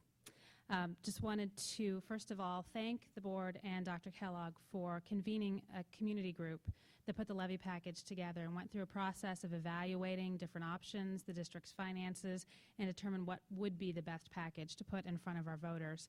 And as a Westerville parent and taxpayer, I appreciate the package that's been put together. It offers the opportunity for us to maintain a current tax level. It also increases our ability to gain and earn revenue from new property tax, which we do not have, from new properties, which we do not have with any other of our levies that are on the books. And it also retains the state's portion of the property tax, the 10 to 12.5% that they pay of individuals' taxes today. It's not a tax increase, and in many instances, taxes may be reduced. If you go check the auditor's site, it might not be by much, but it may be, $10, it might be $60, but effective millage will go down for many people. I think that, as we saw tonight by Mr. Reeves in his presentation and many of the other good things we see going on in our district, we have come a long way since 2012. We've been able to restore many services. We've been able to bring back some curriculum, make adjustments to curriculum so that it's more pertinent and relevant to 21st century education. And I would like to see those things continue. I urge the community to vote yes on November 8th for issue 59. Thank you. Thank you very much. Next to speak this evening, Rick Bannister. Wow, A+. I love the A+ stuff. What's even value added to when you recognize the wonderful people in our district are all the other teachers who come in support of their colleagues. That just needs to be noted. So wonderful stuff. Really great for me personally to see that tonight. So good evening, President Byrd, members of the board, Dr. Kellogg, and Mr. Griffith. In my 21 years of involvement with Westerville schools as a chair or co-chair of a school levy campaign, I have never seen a better package put forward by our schools. In large numbers, voters in our community will likely vote yes on issue 59, and I'm happy to explain why. First, as Molly mentioned, you engaged the community in examining options and how best to move forward. You gathered some of the brightest minds in the area, and they crafted the package that has become issue 59. That is smart. It's smart business. It's being inclusive. It's being thoughtful. The Citizens Committee understood that by offering up issue 59 now as a substitute replacement levy for the current 5-year emergency levy, that our schools could take advantage of expiring state law by locking in the first 10 to 12.5% of funding from the state of Ohio. This decision alone will mean approximately $10 million of funding will come from the state, not our taxpayers, over the next 5 years. The Citizens Committee understood that by crafting Issue 59 now, for the first time, the Westerville community can take advantage of additional revenue that comes in through new construction. We will be able to provide more to our teachers and our students and our curriculum and our development while keeping the taxes the same for our neighbors. Perhaps most exciting is the fact that by voting yes on Issue 59, the school board and administration will have exceeded their promise to the community when they approved the 5-year emergency levy back in March of 2012. Who does this? Where can we find examples of this kind of outstanding financial management and goodwill in government today? The model is right here in Westerville. How about what you've done since the current levy passed? In addition to what you covered tonight, saving the magnet school program, substantially lowering pay-to-play and instructional fees, restoring busing, introducing all-day kindergarten, bringing Longfellow back online, introducing the Fab Labs, the wonderful enhancements to schools like Walnut Springs and Point View, securing new land on the Hawthorne property, improvements to curriculum at all levels, and the historic accord you achieved to once and for all end the win-win agreement. As a school district, we are so much stronger than even a few years ago.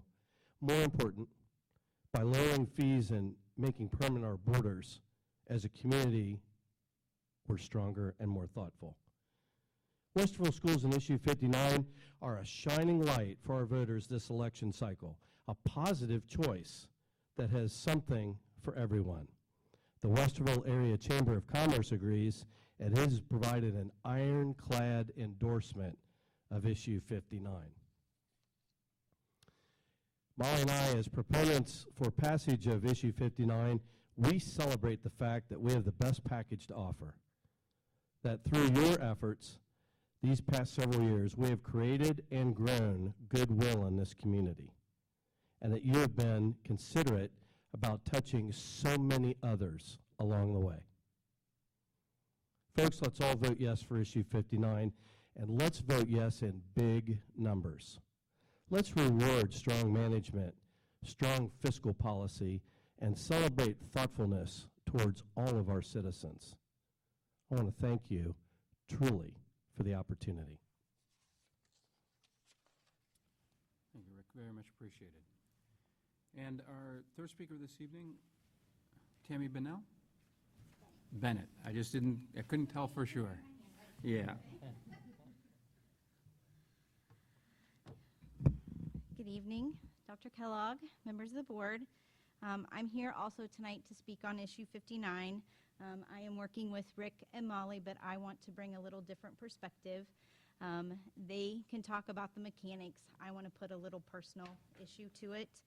I know that we've talked several times about the demographic in Westerville, and I believe, 1 in 4 families have children in the district?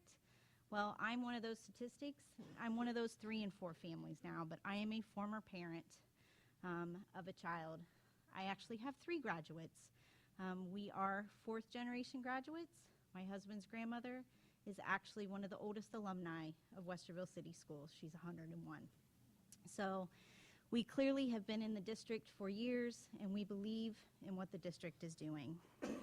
I am pleased to work with Molly and Rick. I can speak firsthand to the education that my children received. It was very interesting, Rick, that you made the comment tonight that parents comment to you that kids are not prepared when they go to college. They're not prepared for real life experiences. That was not my experience. My kids were prepared both academically and to make real life decisions, and they were far above their peers. And they went to West Virginia, to Miami, and to Bowling Green. So we had a wide demographic to choose from. So I feel confident in supporting issue 59. Even though I don't have kids in the school, my husband and I have continued to stay engaged with the community and the schools, and I feel that that's the only way that we can really feel confident in supporting the issue. We stay in touch with the staff. We still volunteer at the schools. We talk with other parents in the district, and we feel like we have a good, handle on what's going on. We feel that you have been fiscally responsible. You've restored programs, you've added new services, and we certainly are grateful for what you've done. So, we would like to encourage those 3 and 4 parents to get out, learn what's going on in the district, make sure they're supporting. We're trying to do our part. Our kids are looking to come back to the area. My daughter actually toured the preschool with Suzanne. She was over the moon. I'm hoping to shift from parent to grandparent and maybe even parent of a future teacher. So you certainly have my vote, and I'm out there beating the street to make sure you have everybody else's vote as well. So thank you for everything you're doing. Thank you very much. Thank you to all of our speakers this evening. Very much appreciated. We'll move to agenda item 14.01, board comments for this evening. Who would like to start? I will. I rarely do, but I want to. Tammy, would you please tell Frida Bennett hello for me? She won't remember this, but when I was 13 years old, on Christmas Eve, it was Frida Bennett who reached out and took my hand at Central College Presbyterian Church and said, "Welcome, I am so glad you're here." And I'm still there. And I think of Frida often. I think of where Frida always sat in the church, and I think every time I drive by where she lived on College, I think of Frida, and in my mind I always say, "Hey Frida, thank you for being so positive and so engaged with so many young people in this community." So tell her I said hello.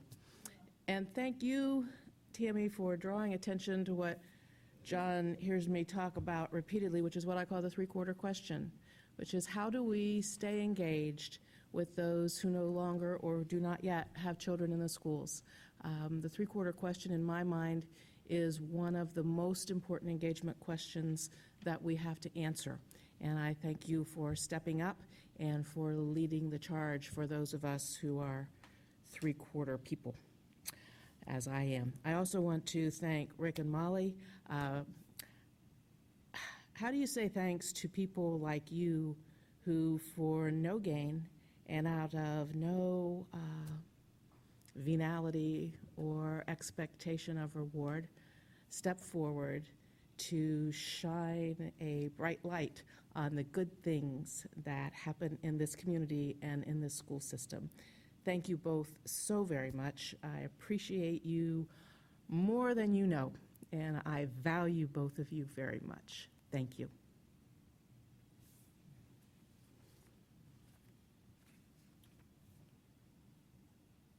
Would like to take next comments? Jerry?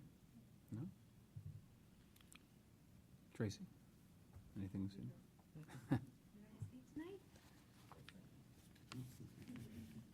I can hear the gears going. No, I'll bumble through.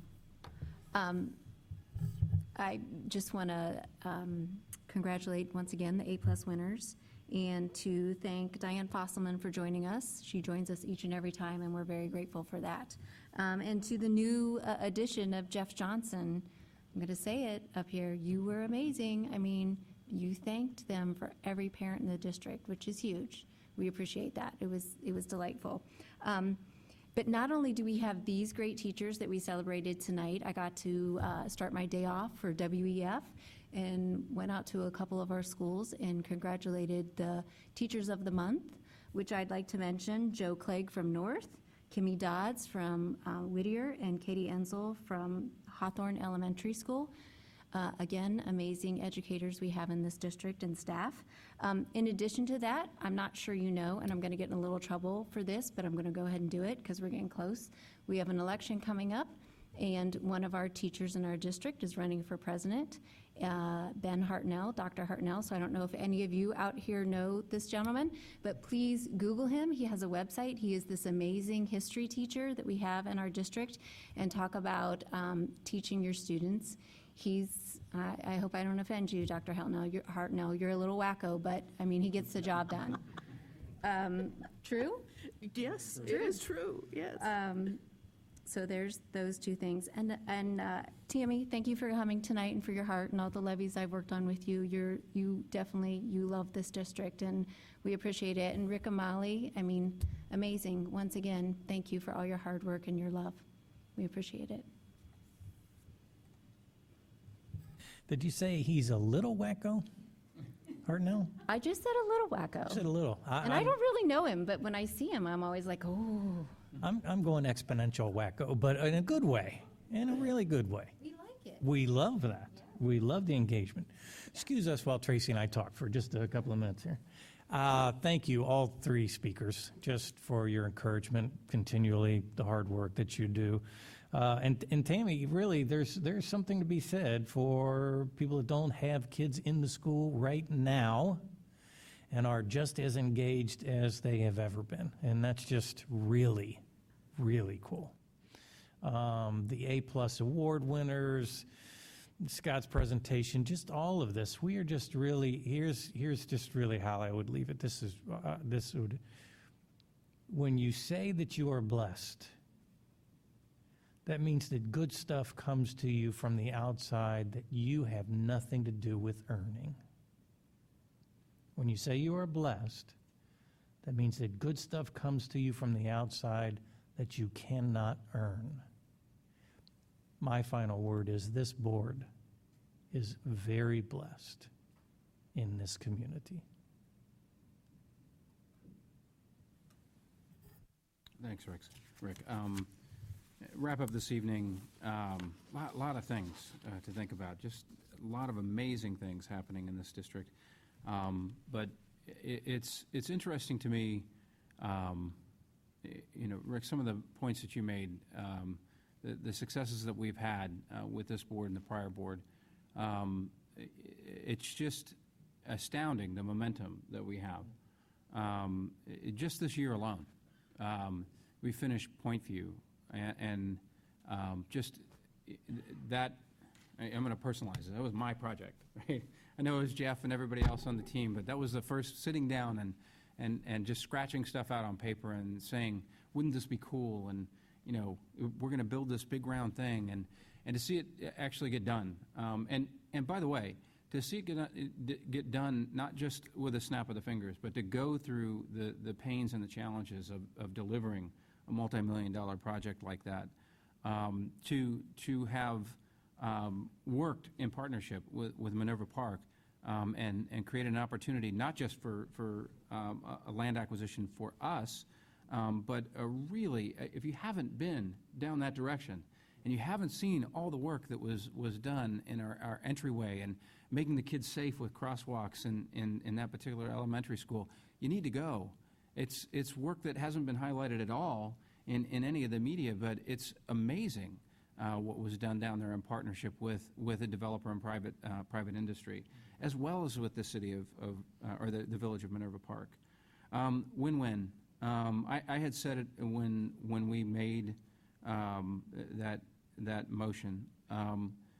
We had worked on win-win for months, and conversations and back and forth, and it got press attention well after we had started that process, and we stayed the course and we stayed focused, and that really, to me, for me personally, is one of those once-in-a-lifetime type of decisions that you get to make. Just an anecdote that I would share with you is I have a former employee of mine. We met down in Easton to get together for drinks, and he said, "I want to thank you." And I said, "Well, what's up?" And he says, "Well, I'm retired, and we sold the house, and I'm moving to our beach house down in North Carolina." And I said, "Well, that's great." And I said, "What do you want to thank me for?" He said, "Well, I lived in one of the win-win areas." And he said, "Nobody's talking about this." He said, "But when you guys ended win-win, in all of the gray areas, he said, I don't know about everybody else. He said, but my property value went up. He said, because that level of indecision on each one of those cycles was gone. And so I think that when we look at the strength of this district, when we look at the fact that we have money in our operating reserve, which has been the driver for things like improved credit ratings, improved leverage in being able to renegotiate bonds, return money to the taxpayers, the momentum is really astounding. And I would really attribute that to two specific things. The first that I would attribute it to is something that I have mentioned over and over and over again in our board meetings, and that is the health of this board. We are a healthy board, and by that I mean we enjoy each other's company. Many of us were strangers to each other before coming to these seats, and we enjoy being around each other. You've seen us meeting after meeting. We are poking fun at each other. We don't have any problems with calling each other out in a professional and a healthy way. And I think that dynamic is reflective of the second piece, which is we have a healthy Westerville. We have a Westerville where there has never been greater participation and integration between the city of Westerville, the school district, the Chamber of Commerce, Otterbein. Going to STEAM at Otterbein was like everybody was there. Everybody had a piece and a part to play. And I think that's reflective of the most important characteristic of why we have this momentum, and that is the people, the citizens of Westerville, what they're doing to help us get moving further and further and further towards that new and really astounding future for this school district. I am very enthusiastic about issue 59 and looking forward to getting through Election Day. It has been a community effort, and what we will gain from this stabilizing revenue will be jet fuel for this district. And when we combine that with the passion and love that our citizens have for this community, I am really eager to sit on this board and see the next few years worth of developments and growth. So, that being said, I will leave off with reminding everybody that Dr. Ben Hartnell is my oldest son's favorite teacher, and to give you an indication of what kind of impact Dr. Hartnell has on students, my first big event that I went to when I got on the board was a teacher convocation. And when we finished the convocation, I was standing by the doors, and Big Ben puts his hand right on my shoulder, and he said, "I knew it was you." And I said, "Ben, how you doing?" And he said, "How's Tristan doing?" And I said, "Well, he's doing great," and we talked about him. After that conversation, I went home and I called my son. He lives in Austin, Texas, and I said, "Hey, T," I said, "Dr. Hartnell asked how you were doing."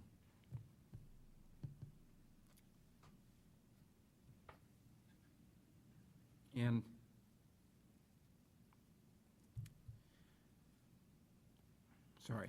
my son started to cry and said, "He's my favorite teacher ever. And I can't believe, with all the kids that went through Westerville North, and I've been gone for nearly 10 years, that he remembers who I am."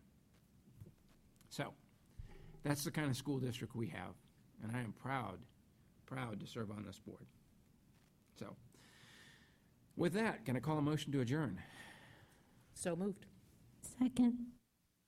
Bart, will you call the roll, please?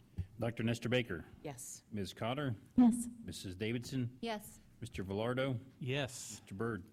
Yes, we are adjourned.